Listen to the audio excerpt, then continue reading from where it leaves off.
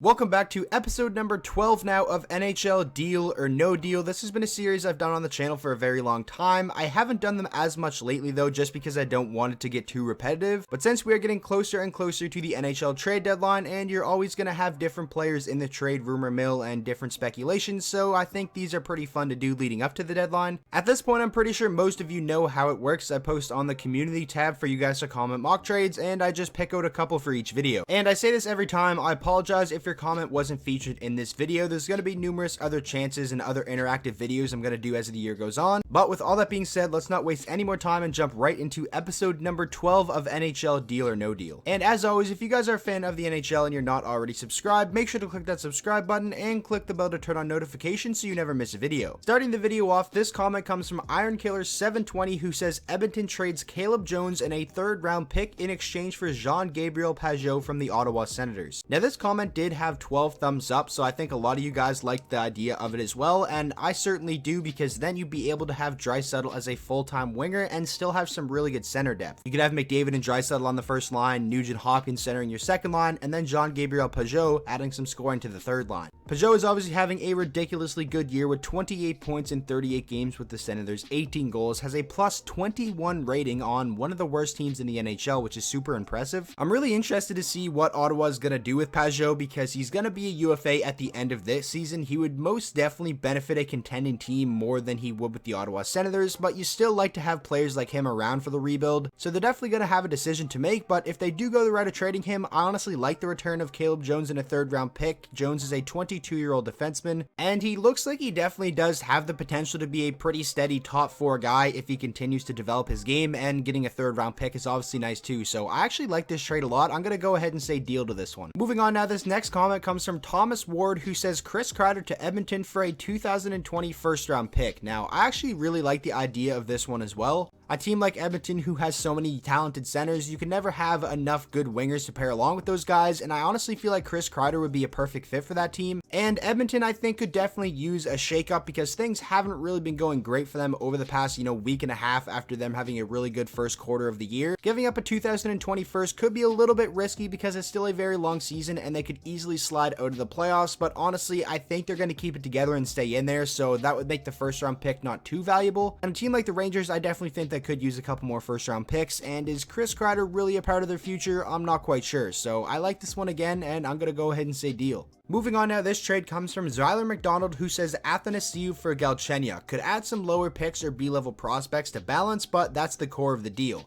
Both struggling young players that could use a new start to get back on track, and this is actually honestly very intriguing to me as a Red Wings fan. I've been pretty vocal on the channel that I've been super disappointed with Andreas Athanasiou this year and how he's been playing. It's not just the point totals, but his overall game is awful. He's a minus 36, and yeah, Detroit's not a good team, but that's really bad. Him and Galchenyuk are both the same age, they're 25 years old, and Galchenyuk's not having a great year either, with just 2 goals in 27 games for a guy who has scored 30 goals in a season before, so I think he could use a fresh start. Yeah, maybe that sounds a little bit cliche, because Galchenyuk has actually had a couple of fresh starts over the past, year and a half, but a team like Detroit, he really wouldn't have any pressure on him whatsoever, so maybe I'm a little bit biased here on this one, but I'm gonna say deal. That's 3 for 3 so far in this video. Moving on to the next trade, this one comes from Tubby OG, who says relatively minor deal, but Julius Honka for Elias Anderson, a 1-for-1 deal. I've seen a lot of trades like this, Puljujarvi for Anderson, Hosang for Anderson, Hosang for Honka, and just a combination of those guys.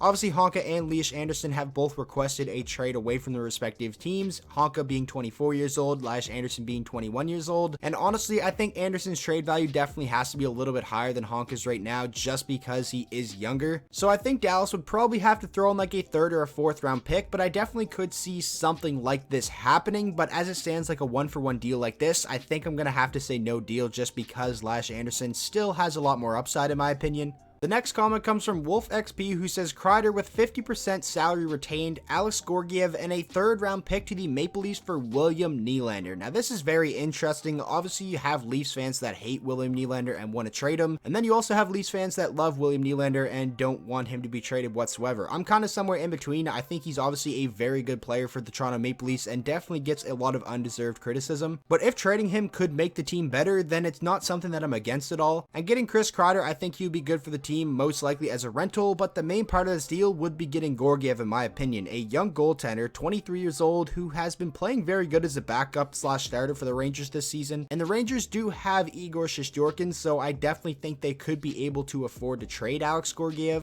I'm gonna say no deal to this one just because William Nylander has so much upside to be like a 75 to 80 point player in my opinion, and it would pretty much just be for like Georgiev and a 3rd round pick, but I think something like this would actually be pretty cool to see happen. Moving on to the next trade, this one comes from Tyler Rostavsky, who says Pittsburgh gives Casey DeSmith and a 3rd and Toronto gives Ilya Mikheyev. So this is another deal where Toronto would get a backup. Now Casey DeSmith was on waivers this season. It still kind of blows my mind that not any team claimed him. He's 28 years old and has posted some really good numbers in the NHL. And while yes, of course, Casey DeSmith would be an upgrade in the backup goalie position over Michael Hutchinson, Ilya Mikheyev has been very, very good for Toronto this season, and the most important part of that is he is a cheap option. His contract is only $925K this year, and yeah, he'll be in for an upgrade at the end of the season, but that's not something Toronto has to worry about right now. So I'm gonna go ahead and say no deal to this one, just because like I mentioned, DeSmith was on waivers this year, and Ilya Mikheyev has been a very pleasant surprise for the Toronto Maple Leafs this season, so I don't really think they'd want to give him away. This next trade comes from Mr. Potato Head, who says Anthony Cirelli for AA and a 3rd round pick, AA being Andreas Athanasiou, and I'm gonna go right ahead and say no deal from the side of the Tampa Bay Lightning. Anthony Cirelli is 3 years younger than Athanasiou, and in my opinion right now he is already far and away the better player. He's put up better numbers than Athanasiou this year, and he can kill penalties. He can basically do it all. He can be a 3rd line player, he can 100% play in the top 6, he has the speed and talent to do that, and he's only going to continue to get better. Yeah, sure, the Tampa Bay Lightning are in a bit of a cap crunch and they're gonna have to pay him, but I really can't see them trading him away for a guy like Andreas Athanasiou, who has been struggling so much this season. Detroit, in my opinion, would definitely have to throw in a couple more pieces in this trade to make it fair, but Steve Yzerman is very familiar with Anthony Cirelli, and I would love him in a Red Wings uniform, but I really just don't see it happening, so I'm gonna say no deal to this one. Moving along now, we have another trade involving Jean-Gabriel Pageau, and this one is him being sent to the Winnipeg Jets in exchange for prospect Christian Vesalainen and prospect Ville Heinola. Now, if the Winnipeg Jets were going to bring in Jean-Gabriel Pageau, I feel like it would most likely be a rental. They do have some money coming off the books this summer, so they could keep him around potentially, and I think he'd actually be a really good 2nd line center for this team, but I really don't think he'd be worth giving up your 2 best prospects in my opinion in Christian Vesalainen and especially Ville Heinola, who showed so much promise in the NHL games that he played this year. I think Ville Heinola is going to be a top 2 defenseman for this team for years to come, so I really can't see this one happening. I'm going to say no deal. The next trade comes from Bruins fan 88. We got another Elias Anderson trade here, and he says Anderson to the Red Wings for Frans Nielsen and a 2nd round pick. Now, I'm definitely going to go right ahead and say no deal from the side of the New York Rangers. Frans Nielsen's contract is awful, and the Rangers don't really have a ton of cap space after signing Jacob Trouba and Artemi Panarin to massive deals. I really can't see any scenario where they would want to take this contract on. Sure, they'd be getting a 2nd round pick, but still, I think Detroit would actually have to give up a lot more if they want to unload a contract that's as bad as Frans Nielsen's is. He's really not producing at all this year at the NHL level, and it's really just been disappointing. I would like Detroit to take a flyer on Elias Anderson because we saw how it worked out acquiring young players like Robbie Fabry, so I think that could be a pretty smart move, but this just wouldn't be the trade to do it, so I'm going to say no deal. And now, finishing out the video, the final mock trade from Cedric Mayer, who says the Islanders receive Eric Stahl and the Wild receive a 2nd round pick in 2020 and 2021, so I'm assuming you mean 2 seconds, and Josh Hosang, who definitely could be benefited from having a fresh start with a new team, and I think Minnesota would be a good situation because there wouldn't really be too much pressure on him there. Eric Stahl is having another really good season for the Minnesota Wild. He's already got 14 goals in 38 games, 31 total points. He is 35 years old and is signed through the 2020-21 years, so a decline could happen here soon, but the way he's playing right now, he would be great for a team like the Islanders who are trying to contend. I'm not quite sure if Minnesota wants to trade him because they're actually not having a bad season at all compared to everyone's expectations for them heading into the year, and Eric Stahl has really been a driving force for them offensively.